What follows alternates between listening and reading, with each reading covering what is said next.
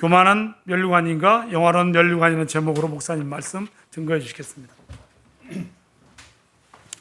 기도하시겠습니다. 하나님 아버지, 오늘 주의 말씀을 통해서 우리를 향하신 하나님의 광대하고 오묘한 뜻을 분별하고 하나님이 주시는 영화로운 면류관 우리 모두 다 쓰며 그 안에 감사하는 삶 살아가는 성도님들 모두 되게 하옵소서. 예수님의 이름으로 기도합니다. 아멘. 이사야 24장에서 27장까지는 소위 구약의 계시록이라고 말씀합니다. 요한이 마지막 때에 하나님께 받은 그 계시의 말씀을 그보다 훨씬 오래 700년 전 이전에 하나님이 이사야를 통해서 거의 유사한 계시의 말씀을 하십니다. 24장은 죄로 인해서 온 땅이 황폐하게 되고 하나님의 심판을 받게 된다. 이게 이사야 24장의 말씀입니다. 그 가운데 지극히 적게 남아있는 자들이 하나님의 구원을 찬양합니다.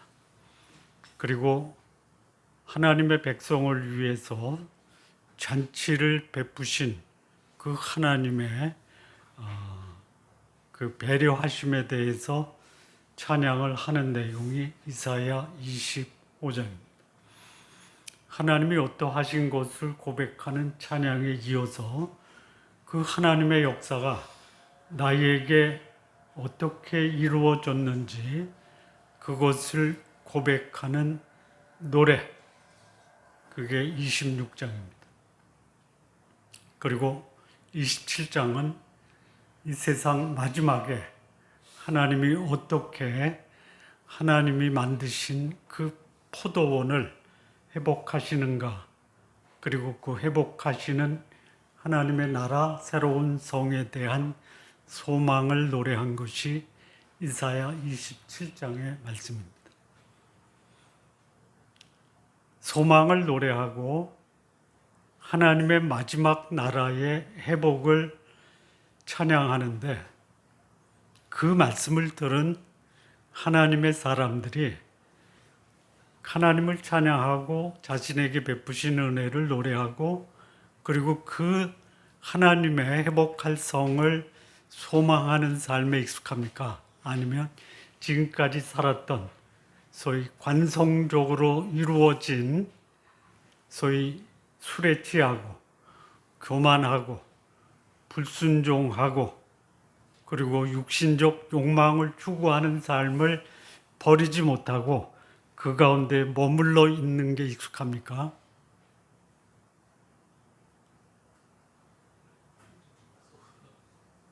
거룩하게 사는 게 익숙해요? 아니면 토하고 더럽고 그리고 그것이 당연한 것처럼 사는 게 익숙합니까? 그냥 소원을 말씀하세요. 나는 세상이 더러워도 그 가운데서 거룩하고 깨끗하게 살 것이다. 안 그렇다라는 거예요. 우리 같이 읽었지만 여기 등장하는 두 나라, 에브라임과 예루살렘이 소개가 되는데요. 28장 1절, 에브라임의 에브라임. 술 취한 자들의 교만한 면류관, 에브라임의 술 취한 자들의 교만한 면류관이 저주를 받을 것이다. 이 에브라임, 북이스라엘이에요. 하나님의 거룩한 백성으로 택함을 받았는데 그들의 삶의 모습이 뭐냐면 술 취한 자의 교만한 면류관을 쓰고 있어요. 자, 술 취하면 어때요? 정신적으로 분별력이 상실될 수 있죠. 육체적으로는 어때요? 흔들리고 비틀거릴 수 있죠. 예. 그런데 그 머리에는 뭐를 썼냐면 면류관을 썼어요. 근데 그 면류관에 이 면류관을 묘사하는 수식하는 단어가 뭐냐면 교만이에요. 교만이 뭐냐? 내가 최고다. 예. 자, 술 취한 사람 이들의 특징이 뭐냐? 소위 우리 그런 말을 하죠. 아나 무인이다. 이게 뭐냐? 교만한 면류관. 예. 누가 그래요? 에브라임이 그래요. 에브라임. 하나님의 사람이 술에 취하고 교만한 면류관을 쓰고 있으면 그 결실은 뭐다? 화. 예, 이 화는 다른 말로 말하면 저주입니다. 근데 이들이 그렇게 교만한 이유가 있어요. 왜 그래요? 술에 빠진 성, 그 술 취한 자들이 에브라임, 사마리아에 있는데 그들이 교만한 면류관을 썼어요. 근데 그게 뭐냐? 아름다운 간같이 기름진 골짜기 꼭대기에 세워져서 그래요. 이 사마리아 성은요, 언덕에 있는데 굉장히 비옥해요. 거기는 농사도 잘 되고 포도원도 있어요. 그래서 그들이 그 사마리아 성에 들어오면서부터 뭘 마시냐면 포도주를 마셔요. 근데 그게 그들을 어떻게 하느냐? 교만하게 했어요. 그리고 그것을 자랑으로 여겼어요. 그게 면류관이에요. 근데 더 정확한 의미는 사마리아 성이 산 꼭대기에 있기 때문에 그게 마치 영화로운 면류관처럼 보인 거예요. 사람들 눈에. 그래서 거기에 동참하는 거예요.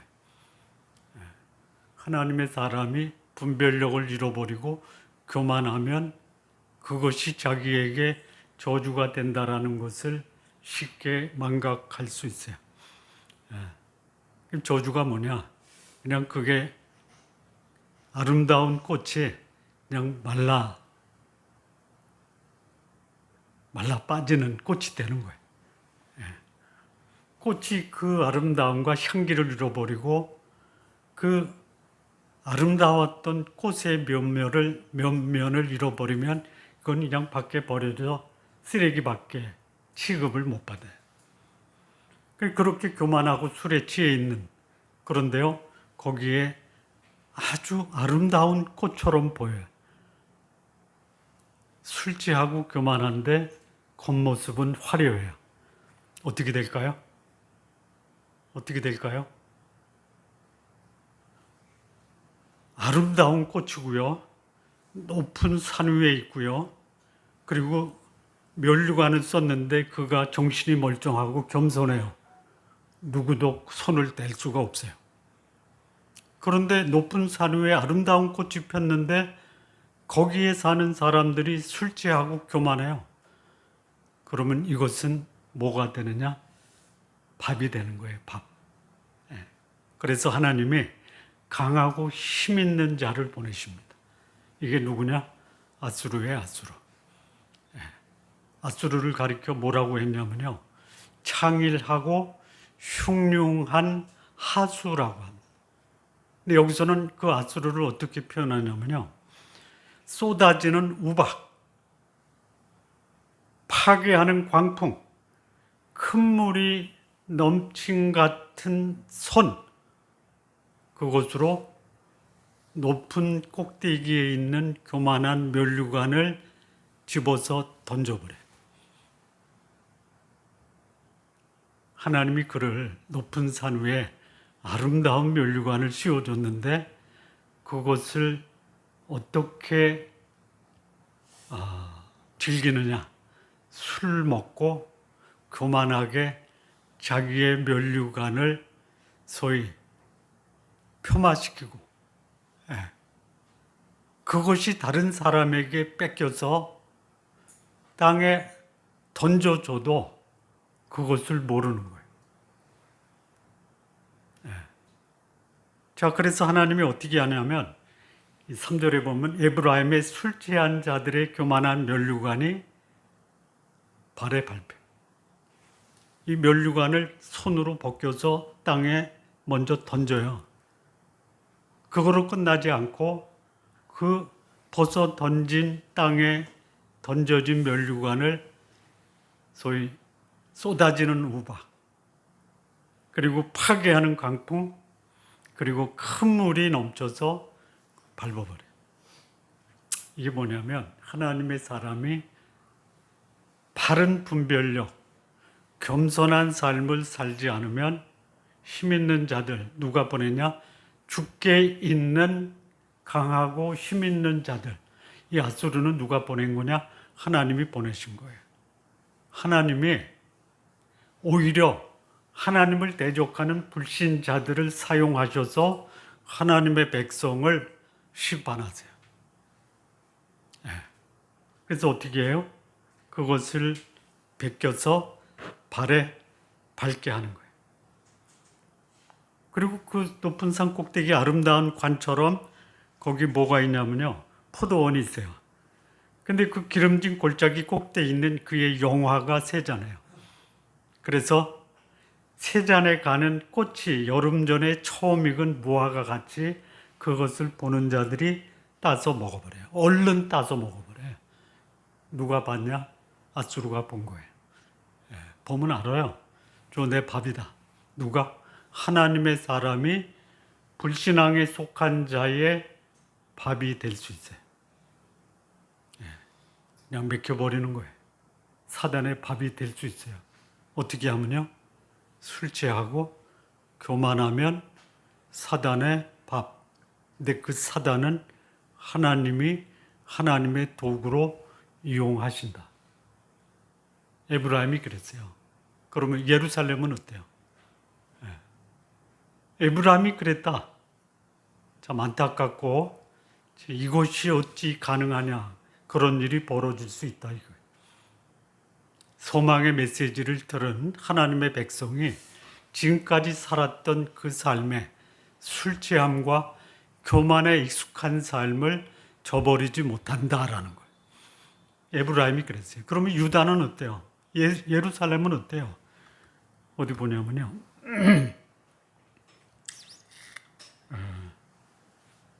14절에요. 여기 보면 이러므로 예루살렘에서 이 백성을 다스리는 너희 오만한 자요. 교만하다라는 것은요, 자기 눈을 높이 뜨는 거예요. 교만이 그겁니다. 다른 사람을 다 아래로 보는 거예요. 오만하다라는 것은 뭐냐면 앉아있지 않고 엎드려 있지 않고 고개 뻣뻣이 세우는 것을 오만하다라고 그래요. 에브라임은 교만했고 예루살렘은 오만했어요. 그러면 교만한 자는 술 취했어요. 술독에 빠졌어요. 그러면 교만한 이 예루살렘, 여기 7절을 보시면요. 그리하여도 이들은 포도주로 말미암아 옆걸음치고 독주로 말미암아 비틀거리고 제사장과 선지자도 독주로 말미암아 옆걸음치고 포도주에 빠지고 독주로 말미암아 비틀거리고 환상을 잘못 풀고 재판할 때에 실수해요. 그럼 여기 그리하여도 이들은 누구냐? 이들 그 에브라임, 사마리아, 북이스라엘의 하나님의 심판을 보았던 남쪽 유다 사람들이에요.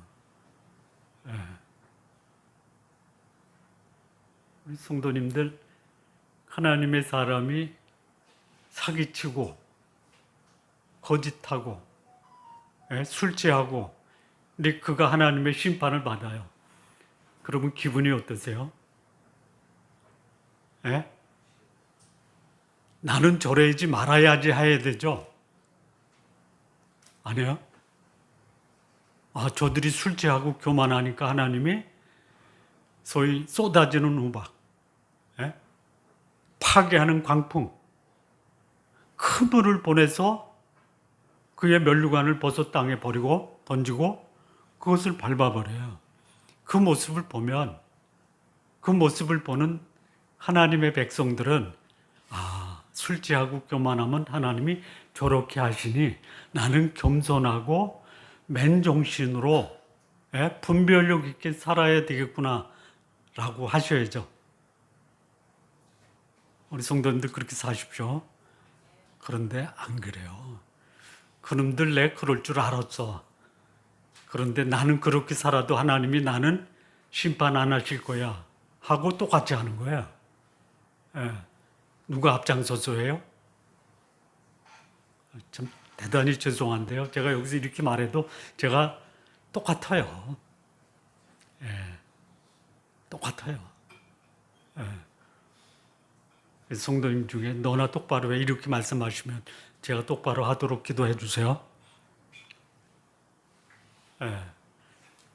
저 사람을 욕하면서 나는 더 하는 거예요. 누가 더 하냐? 여기 보니까 누가 그랬다고 그랬어요? 제사장과 선지자예요. 강단에서 목사가 한국의 여러 교회를 막 지적하면서 욕을 하죠. 그 지적하는 목사도 똑같아요. 저도 뭐 별반 차이가 없습니다. 저 마음대로 욕하셔도 돼요. 저는 욕하는데 기도하시면서 욕하세요.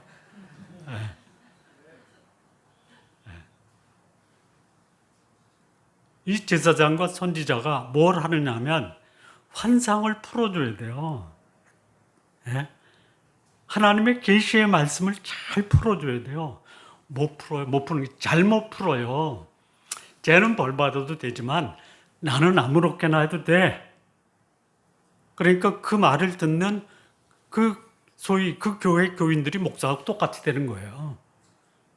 그 다음에 이 선지자는 말씀을 잘못 풀고요. 이 제사장은 뭐 하는 사람이냐면 재판하는 사람이에요. 그 재판하는 사람이 어떻게 실수하는 거야? 왜 실수가 아니에요. 고의적으로 자기가 잘못했는데 동일한 그 잘못한 사람을 보면 어때? 괜찮아. 여기 어디서 벌어져요? 하나님 나라에서 벌어지는데 하나님이 없는 불신앙의 세상에서는 어떻겠어요? 일상이에요. 여기 이 하나님 나라에서 말씀을 왜곡시켜요. 재판을 그릇행해요. 그러면서 하나님의 말씀을 전하는 선지자가 있어요. 참된 선지자가 있어요. 그들에게 뭐 하냐면 한번 볼까요? 9절 보시죠. 그들이 이르기를 이 제사장과 선지자여 누구에게 지식을 가르치며 누구에게 도를 전하여 깨닫게 하려는가? 젖떨어져 품을 떠난 자들에게 하려는가? 여기서야 선지자가 하나님의 말씀을 전하니까 우리가 어린애냐? 그거는 애들한테나 가르쳐. 그러면서 뭐라고 하냐면 어린애에게 가르칠 때 여러분 갓난쟁이하고 대화할 때 어떻게 하세요? 까꿍, 얼렐렐레 이렇게 하죠. 그 얘기예요 이게. 뭐예요? 경계에 경계를 더하며 경계에 경계를 더하며 교훈에 교훈을 더하며 교훈에 교훈을 더하며 여기서도 조금 저기서 조금 하는구나. 이렇게 표현했지만요. 요게 다 히브리어 원어에서는요 의성어예요. 의성어. 얼렐레 하지 마. 얼렐레 하면 뭐예요? 그렇게 하면 안 돼. 까꿍 웃어봐. 그 얘기예요. 경계에 경계를 더하며 경계에 경계를 더하며 또 교훈에 교훈을 더하며 교훈에 교훈을 더한다라는 게 의성어를 쓰는 거예요. 누구한테 하는 거예요? 애들한테 하는 거예요. 그거를 제사장과 선지자한테 이게 무슨 말이에요? 하나님의 말씀을 어린애들만 듣는 거지 어른이 돼서 스스로 자기 삶을 결정할 수 있는 독립적인 사람한테는 그 말이 전혀 어울리지가 않아. 누가 그래요? 제사장과 선지자. 이게 유대 땅에서 벌어지고. 근데 이들은 어때요? 왜 이런 말을 해요? 7절 그리하여도 이들 유대인들이 그 대표적인 제사장과 포도주로 말미암아 옆걸음쳐요. 똑바로도 못 걸어. 독주로 말미암아 비틀거려요. 예.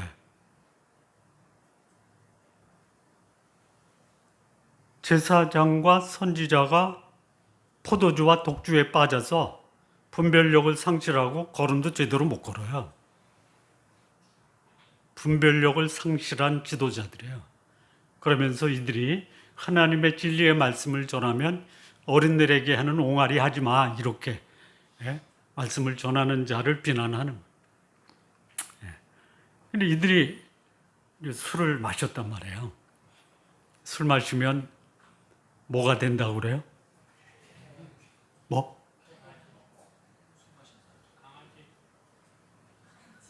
굉장히 순화식 개차반이 되는 거예요. 그래서 뭐해요? 8절. 그들의 술상에는 뭐가 있냐면 토한 것, 더러운 것이 가득하고 깨끗한 것이 없어요. 이거 누가 하는 거예요? 선지자와 제사장이 해요. 여러분 목사가 술 취해서 개차반처럼 토하고 더러워도 그러려니 하세요? 안 돼? 안 된대요. 그랬단 말이에요. 어디서? 예루살렘에서. 하나님이 어떻게 하시겠어요? 저 북쪽 이스라엘 BC 722년에 망해요. 뭘로? 쏟아지는 우박, 파괴하는 광풍, 넘치는 물로 722년, BC 720년에 아수르에 의해서 망해버려요. 그것을 보면 남쪽의 유다는 저들이 저렇게 술에 취해서 교만하니까 하나님이 심판하셨다. 우리는 겸손하고 거룩하게 살아야지. 이래야 되는데요. 한 수 더 뜨죠. 여러분 이 에브라임의 모습과 유다의 모습을 비교하면 어디가 더 더러워요? 누가 앞장서요? 제사장과 선지자들이 앞장서는 거예요. 우리 성도님들이 겸손하고 깨끗한 삶을 살기를 원하면 목사가 거룩하고 깨끗해야 돼요. 저를 위해서 기도해 줘야 돼요. 혹시 요즘 내 삶이 좀 더러운 것 같아. 그러면 왜 그래요? 목사가 더러워서 그런 거예요? 예? 내 더러운 것을 목사 탓하세요?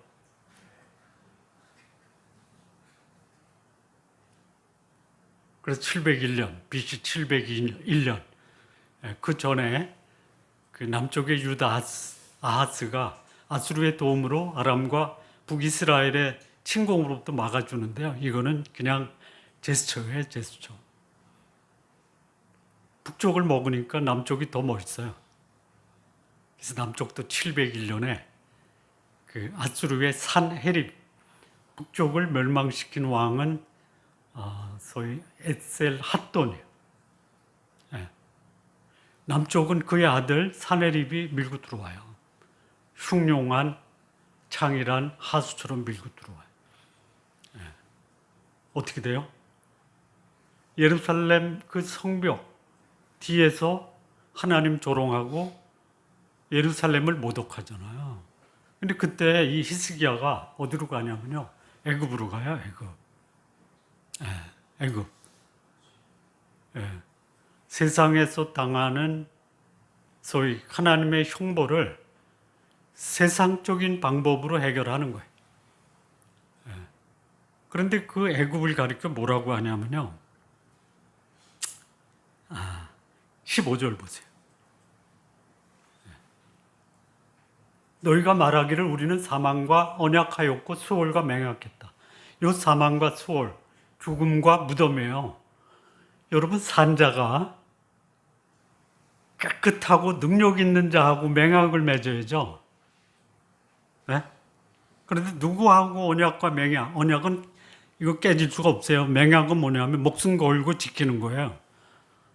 누구하고? 사망과 수월. 산자가 죽은 자하고 맹약을 맺고 언약을 맺어요. 예. 그런데 뭐라고 하냐면요. 그렇게 맺어서 그 재앙이 우리에게 미치지 않을 것이다 라고 그래요. 요걸 뭐라고 그래요?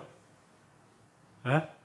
아니 산자가 죽은 자하고 죽은 자가 나를 지켜줄 거야 하고 하면서 재앙도 나에게 미치지 않을 거야 하면 이걸 뭐라고 그래요? 아니 뭐라고 그래요? 여러분 살아있어요. 근데 외부에서 나를 힘들게 해. 그래서 죽은 자 찾아가요. 그 죽은 자 찾아가서 그가 날 도와서 나는 재앙을 안, 그걸 뭐라고 그래? 뭐? 크게. 뭐? 뭐라 그랬어요?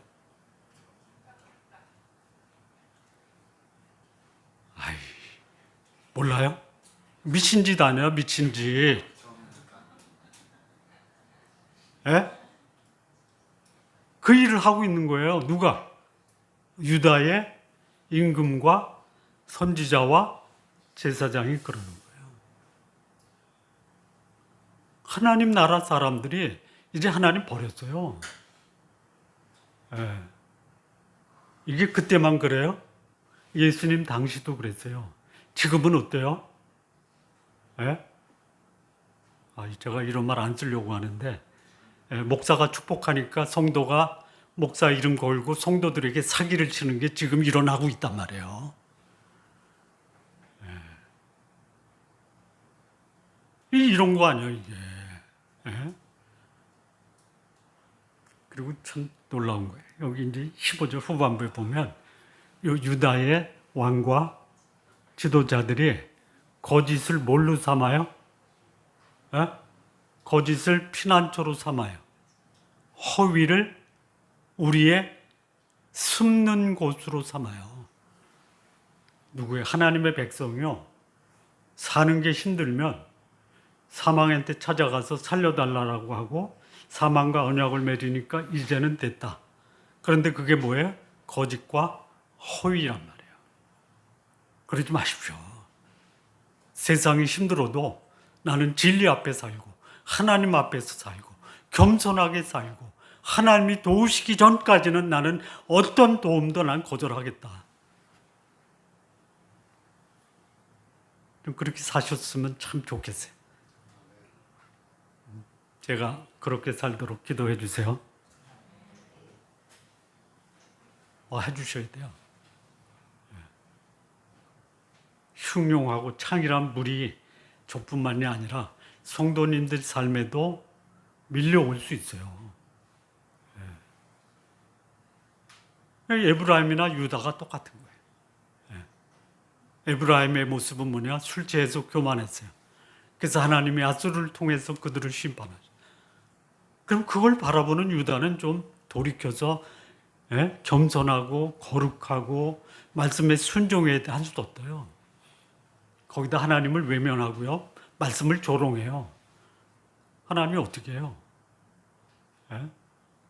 그들을 어떻게 해요? 보시죠. 18절에 사망과 더불어 맺은 언약 폐해지고요. 그 다음에 수월과 더불어 맺은 맹약은 서지 못하고요. 넘치는 재앙이 밀려올 때 너희가 그것에 밟힘을 당하고. 17절 보니까요. 우박이 거짓의 피난처를 소탕하며 물이 그 숨는 곳에 넘칠 것인지. 북이스라엘을 멸망시킨 아수르가 유다까지도 우박과 넘치는 물처럼 밀고 들어오는 거예요. 참 다행인 게 뭐냐? 이때 밀고 들어올 때요. 히스기야가 성전에 들어가서 회개하고 하나님의 도움을 청했더라. 이게 놀라운 거예요. 우리 성도님들 세상과 도움을 청해서 그들이 도와주면 내 문제 해결되겠지. 해결되면 좋아요. 근데 성경은 뭐라고 하느냐? 세상과 맺은 언약은 죽음과 수월과의 언약과 맹약이다. 그리고 나에게 밀려오는 그 재앙을 결코 막아내지 못하고 오히려 그 재앙에 밟힐 것이다. 내가 숨었다 하더라도 숨은 곳이 뭐예요? 거짓과 허인데 거기도 물이 넘쳐버릴 것이다. 숨도 못 쉬고 수장될 거다라. 요게 하나님의 소망의 메시지를 들은 에브라임과 예루살렘 사람들이 그런 삶을 살았어요. 그 소망이 없냐? 있어요. 누구에게 있어요? 남은 자에게 있어요. 에브라임과 유다의 남아있는 자에게 하나님이 그만한 면류관을 벗기시고 그들에게 영화로운 면류관, 아름다운 화관을 세우세요. 5절 보세요. 5절. 네. 그날에 만군의 여호와께서 자기 백성의 남은 자에게 영화로운 면류관이 되시고 아름다운 화관이 되실 것이다. 네. 자기가 스스로 머리에 세운 면류관은 무슨 면류관? 교만한 면류관이에요. 이 면류관은 외부의 힘에 의해서 하나님이 동원한 강한 힘 있는 자의 손에 의해서 벗겨져 땅에 던져지고 그들의 발에 밟혀서 그야말로 초라하고 모욕과 수치를 당하게 되는데 하나님이 그 백성 중에 남은 자가 있어요. 누구예요? 겸손한 자, 거룩한 자, 그리고 하나님의 도움을 구하는 자에게는 하나님이 가지고 계신 영화로운 면류관, 아름다운 화관을 그 머리에 씌우시고. 여러분, 폼나는 인생은 여러분이 쌓은 면류관을 머리에 쓰지 말고 하나님이 가지신 아름다운 면류관, 아름다운 화관으로 하나님이 씌워줄 것을 기대하시기 바랍니다. 이렇게 준비하세요. 그리고 하나님이 준비하신 게 있어요. 여기 아까 선지자 환상을 잘못 풀어요. 제사장 재판을 그르쳐요. 근데 하나님이 이 선지자에게 아름다운 관을 씌워주고 영화로운 면류관을 씌워주면요, 그들이 어떻게 해요? 여기 26절 보세요. 재판석에 앉은 자에게는 판결하는 영. 이 판결은 뭐냐면요, 공의롭게 하는 거예요. 정의롭게 하는, 공의와 정의의 판결이. 그래서 이 판결을 보는 사람들이 그 판결이 올바랐다. 이제 정의가 바로 서겠다. 이 땅에 지도자들이 있잖아요. 통치하는 사람, 법을 만드는 사람, 집행하는 사람, 재판하는 사람이 공의롭지 못하면요, 국민들이 고생하는 거예요. 왜 그래요? 두 가지 때문에 그래요. 뭐 때문에? 술 취하고 교만해서 그러는 거예요. 하나님이 씌워주는 면류관과 화관을 쓴 사람, 하나님이 그들에게 판결하는 영, 소위 정의와 공의의 영을 보내서 억울함이 없는 판결을 하게끔 해요.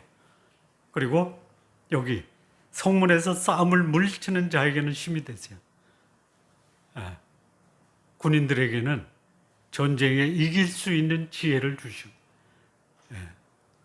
전쟁에서 이기는 것은 군인들이 아니고요, 그 장군을 도와주는 책사라고 하죠. 책사. 하나님은 전쟁에 능하신 신이에요. 올바른 것을 판결하는 소위 재판관이에요. 이것을 하나님이 준비하세요. 여기에 이것을 기대하고 바라는 백성 중에 지극히 적은 남은 자가 있어요. 우리 성도님들 남은 자로 사세요. 어떻게 사는 거예요? 겸손하게 사는 거예요. 거룩하게 사는 거예요. 하나님 말씀에 순종하며 사는 거예요. 그렇게 사셨으면 저도 좋겠어요. 우리 평소에 만나서 교제하고 대화할 때 우리 겸손하게 삽시다. 우리 거룩하게 삽시다. 우리 말씀에 순종하며 삽시다. 옆에 분에게 한번 한마디씩 하시죠. 예?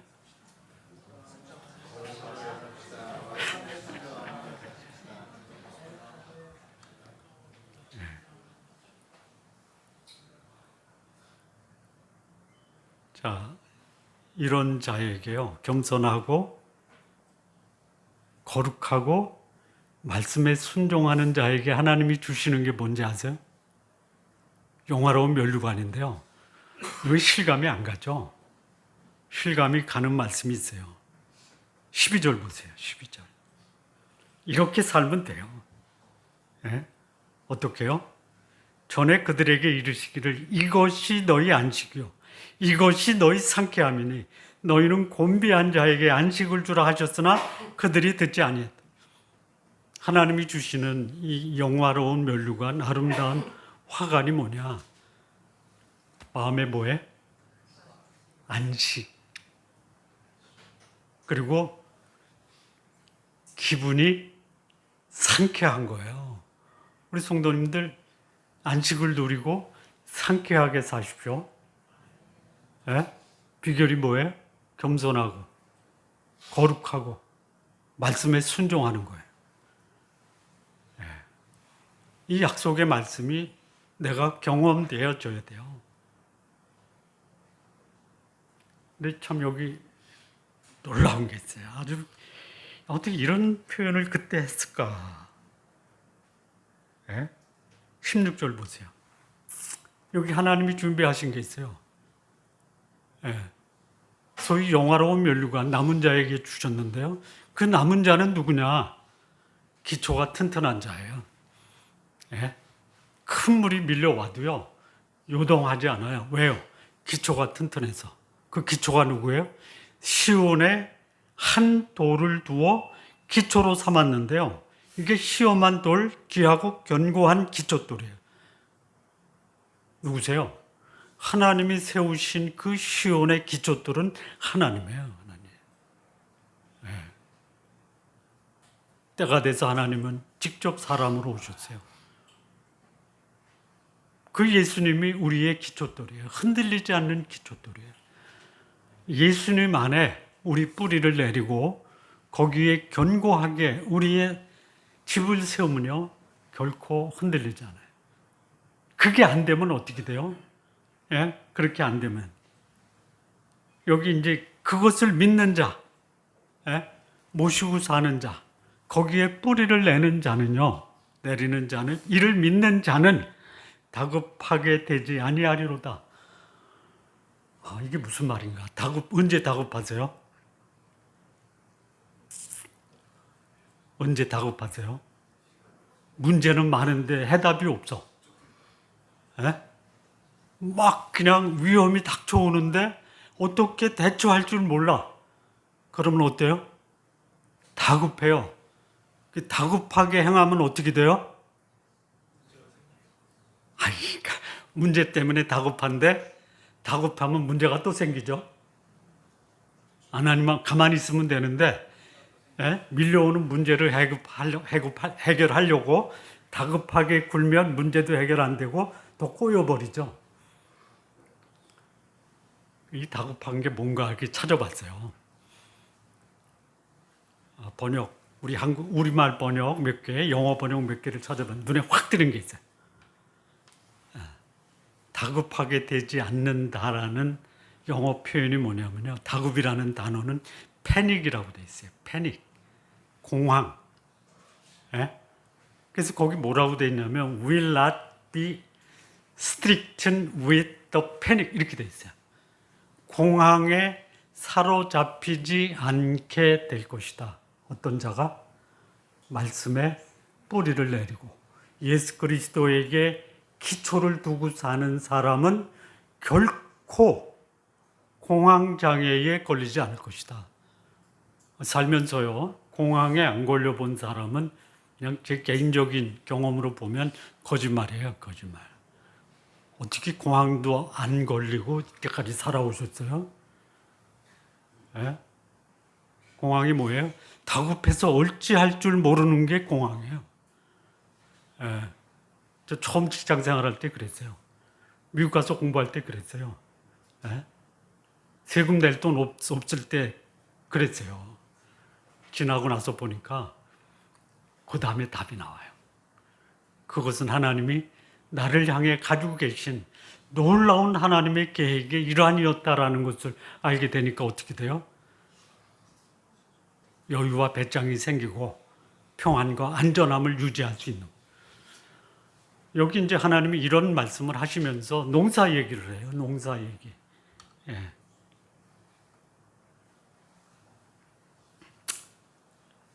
예. 24절부터. 여기 파종하는, 하나님이 파종하시는 분이고 추수하는 분이에요.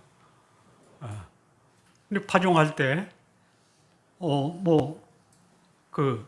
땅을 갈죠. 그거로 끝내요? 머릿속에 계획이 있죠. 일단 갈아요. 그 다음에 어떻게 해요? 그러니까 쟁기로 갈고 그 다음에 뭘로 골라요? 고르잖아요. 갈퀴로 골라요? 뭐로 골라요? 땅. 호미로 골라. 어쨌든 간 다음에는 골라요. 예. 그걸로 끝내지 않죠. 그 다음에 이제 구획을 정해요. 구획. 여기는 소회양, 여기는 대회양, 여기는 소맥, 여기는 대맥, 여기는 귀리, 여기는 파. 한단 말이에요. 하나님이 우리 인생에 여기는 소회양, 여기는 대회양, 여기는 소맥 뿌려요. 기대가 커요. 하나님이 이제 내 인생이라는 밭을 갈고 골아서 내 삶의 각 영역별로 하나님이 좋은, 필요한 그런 곡식을 심어서 추수하겠구나. 추수를 했어요. 추수해서 그 곡식을 잘 뭐 해야 되느냐. 도리깨로도 때리죠. 예? 도리깨. 콩. 예. 또 타작죠. 타작기. 탈곡기. 거기 돌리면서 그냥 막 하죠. 예? 예. 또 어떤 거는 절구통에 놓고 찌죠. 여러분을 이거 뭐라 그러죠, 이거? 도리깨로 떠는 거야. 맞아보셨어요? 그거 도리깨에 맞지 않으면 그렇게 1년 동안 농사진 거 도리깨질 안 하면 그게 알곡으로 나에게 돌아오지 않죠. 탈곡기에 갈아서 그거를 벼로 만들어야지 또 그게 이제 어디 가는 거예요? 방앗간에 가는 거예요. 마지막까지 하나님이 나라는 하나님의 곡식을 그야말로 소중한 곡식으로 만들기 위해서는 갈고 떨고 밟고 돌려야 돼요. 그거예요. 그래서 여기 이제 회양이 뭔지 아세요? 이거 큰일 났다 이거. 오늘 성찬식까지 해야 되는데. 회양이 뭐냐면요. 동방 박사가 예수님께 와서 경배하러 올 때 가져온 게 황금, 유향, 몰약이죠. 회양이 뭐냐? 유향과 몰약을 만드는 원료예요. 근데 거기 소회양이 있고 대회양이 있어요. 예수님이 마태복음 25장에서 11조 낸 사람들을 향해서 저주의 메시지를 던지죠. 11조 하지 마세요. 저주 받으려면. 너희가 박하와 해양과 근처의 11조는 들이되 율법이 말하는 바 의와 인과 신은 저버렸도다. 그러니까 의와 인과 신을 저버린 박하와 해양과 근처의 11조는 뭐를 부른다? 저주를 부른다. 거기 회양이 나와요. 회양이 뭐냐? 향수의 원료, 식물성 향수의 원료가 되는 열매를 회향이라고 그래요. 이걸 찾아봤더니 이게 미나리과에 속한 노란 꽃의 열매래요. 미나리가 노란 꽃을 피나요? 잘 모르겠어요. 궁금해서 찾아봤더니 그렇게 나오더라고요. 실물을 못 봤어요. 소회양이 그렇고 대해양은 꽃이 더 크고 열매도 크대요. 그거를 부수겠어요? 여기 보니까 그거를 수레바퀴에 굴리지 않아요. 소회양과 대해양은 수레바퀴, 이 소에다가 이 멍에를 메고 거기 수레바퀴 있잖아요. 돌리잖아요. 거기다 하는 게 아니래요. 그거는 뭘로 떨어요? 소해양은 작대기, 대해양은 막대기. 작대기가 나요? 막대기가 나요? 이걸로 떨어내야 돼. 왜 날 때려요? 그러면 하나님이 뭐라 그러냐면 너 작대기나 막대기로 때려서 거기서 소중한 그 향수를 만드는 그 열매가 나오는 거야. 그 다음에 여기 이제 그 다음 보세요. 곡식은 부수면 안 돼요. 그런데 그 곡식이 거기 있는 그 껍질을 뺏기기 위해서요. 어떻게 돼요? 수레바퀴로 굴려요. 그리고 말굽으로 밟게 해요. 그래도 안 부서져요. 아이, 왜 저를 밟아요? 저를 왜 수레 바퀴로 돌려가지고 저를 왜 부수는 게 아니래도요. 그게 필요한 곡식을 만들어내는 하나님의 그 추수의 방법이에요. 그걸 나중에 알고 나니까 놀랍다. 29절에 29절. 이도 만군의 여호와께로부터 난 것이라 그의 경영은 기묘하고 그의 지혜는 광대하다. 나는 아파 죽겠는데 하나님은 뭐라고 그래요? 기묘하고 광대한 경영과 지혜로 나를 하나님의 최고의 쓸모 있는 향수와 우리의 목숨을 살리는 곡식으로 만드는 거예요. 이걸 모르니까 작대기로 때리고 막대기로 때리고 수레바퀴에 돌려서 나를 찢고 말바꿈으로 밟으니까 나 하나님 못 믿겠어. 이럴 수가 있어. 내 인생에 이렇게 하나님이 험하게 나를 다뤄. 그래서 어떻게 해요? 술 먹고 교만하고 말씀에 불순종하고 이 세상의 사망과 죽음과 결탁하고 허위와 거짓을 내 피난처로 삼고 하나님의 말씀을 어린애들이나 듣는 옹알이로 생각하고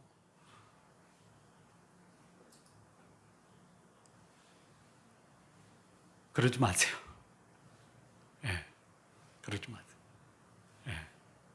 하나님이 나를 작대기와 막대기로 때리고 수레바퀴에 돌리고 발굽으로 밟아도 나를 어떤 향수로 만드실까?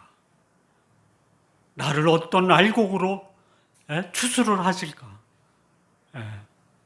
기대하는 마음을 가지세요. 근데 여기 아까도 말씀을 드렸다시피 아까 안 했구나. 21절 보세요. 이거 하나 마치겠습니다. 이렇게 모르니까 여기 이제 하나님이 돌이키게 하기 위해서 뭐 하시냐면요. 대저 여호와께서 보라심 산에서와 같이 일어나시고 기브온 골짜기에서와 같이 진노하사 자기 일을 행하시는데요. 이거 누구한테 하는 거냐면 유다 백성에게 하는 거예요. 그의 일이 비상하고 그의 사역이 이루시리니 그의 사역이 기이할 것이다. 이게 이제 29절에 기묘하고 광대하시다라는 것을 하나님이 그의 백성에게 행하실 때는요, 그 백성이 놀라는 거예요. 이 비상하다, 이게 영어로 얘기하니까 스트레인, 이상하네 이거. 그 다음에 여기 기이하다, 깜짝 놀라는 거예요. 뭐가? 여기 보라심 산에서 하나님이 뭐를 하셨냐면, 소위 블레셋이 다윗이 왕위에 올랐을 때 블레셋이 다윗이 왕위에 오른 곳을 시기해가지고 다윗을 치러 올라와요. 그래서 하나님이 막아주세요. 그리고 또 2차 침입할 때 하나님이 전략을 하나 주시는데 매복 작전 하다가 기습을 하라.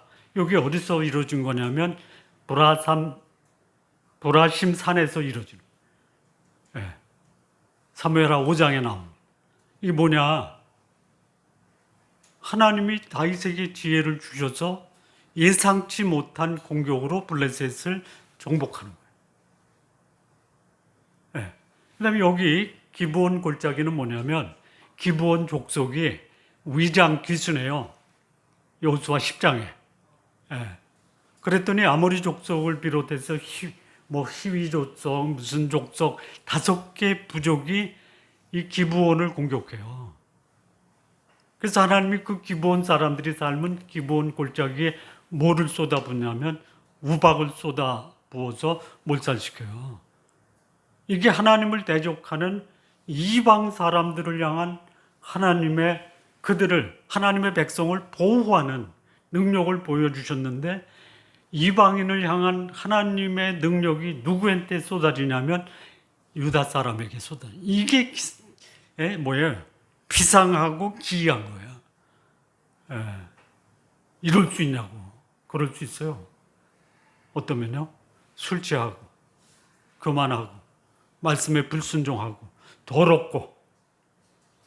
우리 성도님들, 이 말씀이 주는 교훈이 뭐냐? 하나님의 소망의 메시지를 받았으면 그 소망을 기대하면서 오늘 겸손하고 거룩하고 말씀에 순종하고 그 말씀 앞에 나를 성찰하면서 하나님의 도움을 구하면 하나님이 내 환경이 소위 나를 때릴 수 있어요. 밟을 수 있어요. 갈 수 있어요. 근데 그것이 뭐다?